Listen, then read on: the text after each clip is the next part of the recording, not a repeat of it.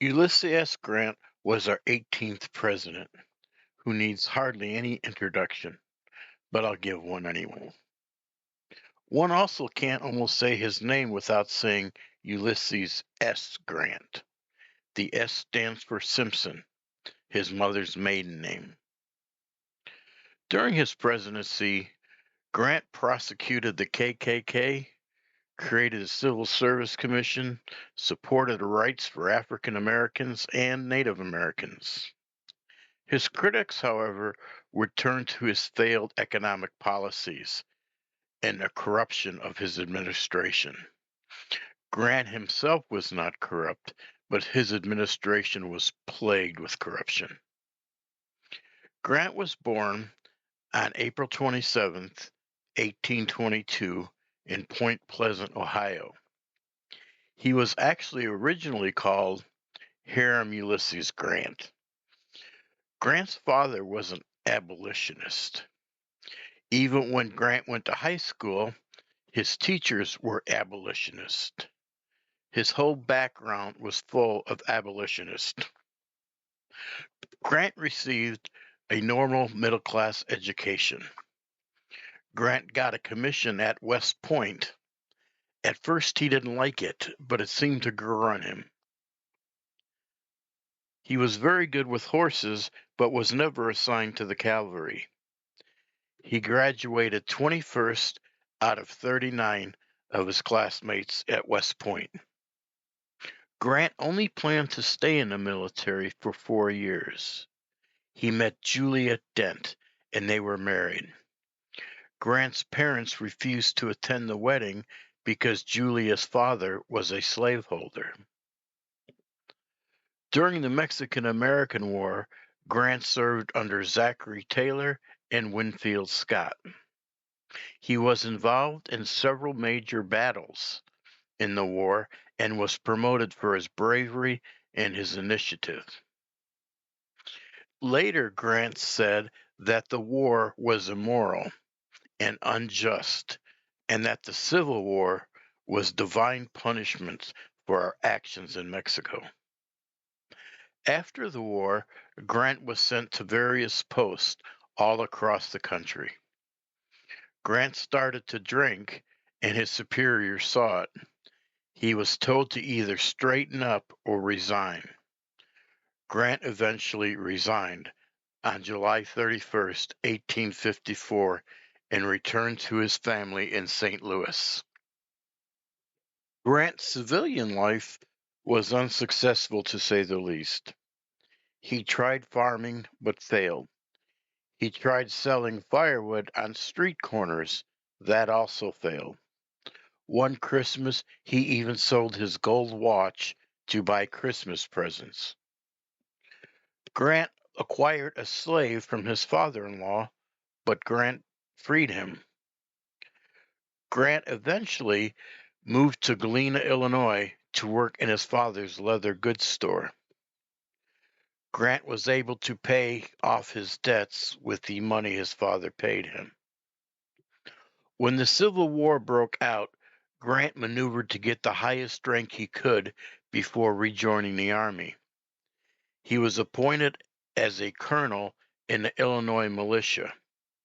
His first mission was to clear the rebels out of Missouri. Grant started to drink again, but Lincoln didn't care and promoted him to Major General.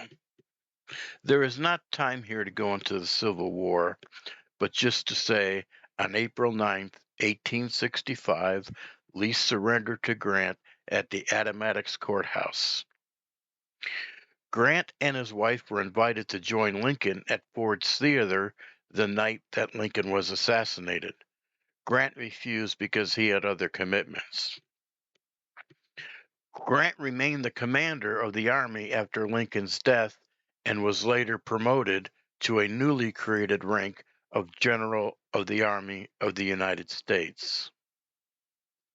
His main issue would be dealing with the Western Indians, dealing with the French troops in Mexico, and enforcing Reconstruction. Grant and President Johnson had different views on Reconstruction. Grant's policy were more in line with radical Republicans, while Johnson wanted to go easy on the South and wanted to bring things back to the way they were. Grant gained popularity with the radical Republicans because of his views, and this led to his unanimous nomination for the presidency of the United States at the Republican National Convention in 1868. Grant's plan was to stay in the Army, but he accepted a nomination. They chose Schuyler Colfax as vice president. The Democrats nominated former New York Governor Horatio Seymour and Francis P. Blair of Missouri. The Republicans wanted equal rights, the Democrats did not. The Republicans wanted slowly to bring back Southern states into the Union after they met certain standards. The Democrats wanted immediate restoration of Southern states and amnesty for all Confederate past offenses. Grant easily won the election with 214 electoral votes. He won 26 states and 52.7% of the popular votes. This was aided by 500,000 black votes in that election. Seymour received 80 electoral votes, only won 2 states, and received 47.3% of the popular vote.